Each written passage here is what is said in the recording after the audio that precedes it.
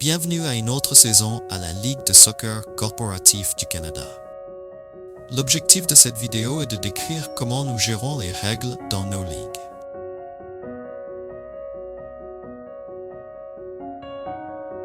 Les calendriers seront publiés exclusivement sur notre application mobile une semaine avant le début de la saison.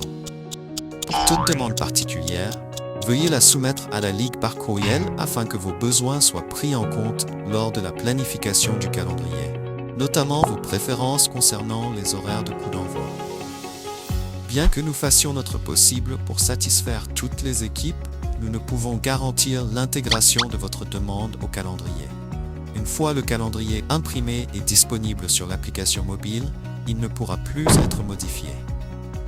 La Ligue se réserve le droit de modifier le calendrier en cas de catastrophe nationale, de force majeure ou de tout autre événement imprévu non prévu par le règlement, et ce, sans préavis. Veuillez consulter régulièrement l'application mobile pour prendre connaissance des mises à jour. Si vous prévoyez d'inviter des supporters, conjoints, enfants, grands-parents, parents, collègues à vos matchs, veuillez noter qu'aucun d'entre eux ne peut s'asseoir sur le banc des joueurs et qu'ils doivent tous se tenir assis ou debout dans les zones désignées du stade. Veuillez également noter que ces spectateurs sont sous la responsabilité de l'équipe qui les a amenés. En cas de trouble à l'ordre public, la Ligue se réserve le droit d'expulser les personnes concernées afin d'assurer le bon déroulement des matchs. Si ces spectateurs deviennent trop turbulents ou violents, la Ligue sanctionnera l'équipe responsable. Le ballon de match est un ballon international de taille standard 5. Fabriqué selon les normes de production les plus exigeantes, il est spécialement conçu et personnalisé pour notre ligue. Ce ballon est homologué pour les compétitions officielles par la Fédération internationale de football corporatif, FIFCO. Seuls ces ballons sont autorisés pendant les matchs de championnat. Tous les joueurs doivent se conformer à la loi 4 du jeu de la FIFA.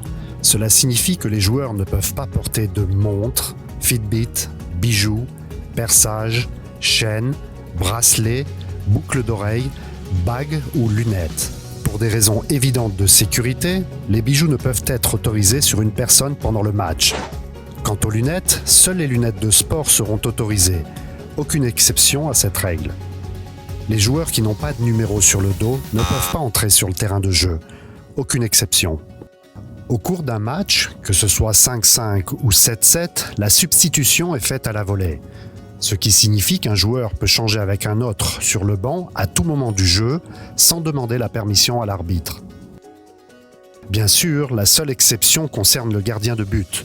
Le gardien doit demander un changement lors d'un arrêt de jeu uniquement. En faisant les changements à la volée, la substitution ne peut se faire qu'à moins d'1 mètre du banc du joueur. Le joueur sur le terrain doit se trouver dans un rayon d'1 mètre pour pouvoir changer. Le joueur qui quitte le terrain de jeu ne peut sortir nulle part ailleurs que devant le banc. Les bancs des joueurs ne changent pas à la mi-temps.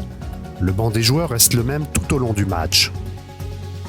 Nos divisions récréatives et nos divisions mixtes adopteront les mêmes règles de substitution, sauf que le changement doit être effectué au milieu du terrain et non devant le banc des joueurs. Pour les divisions compétitives, les changements sont effectués selon le protocole de la FIFA, où une modification est demandée uniquement lors d'un arrêt du jeu. Pour la division Premiership en 11-11, il y a une limite de 8 changements au cours du match, avec la présentation d'une carte de remplacement. À la mi-temps, les équipes peuvent changer sans aucune carte de substitution. Tous les matchs de 5-5 ou 7-7 joueront 2 mi-temps de 25 minutes chacune. Pour les matchs de 11-11, les durées sont de 90 minutes, 70 minutes et 60 minutes. Vérifiez la division dans laquelle vous vous trouvez pour voir combien de temps dure votre match.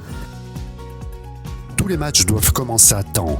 Au cas où les joueurs seraient en retard, les arbitres attendraient jusqu'à 10 minutes et 1 seconde avant de déclarer forfait pour un nombre insuffisant de joueurs en tenue de sport.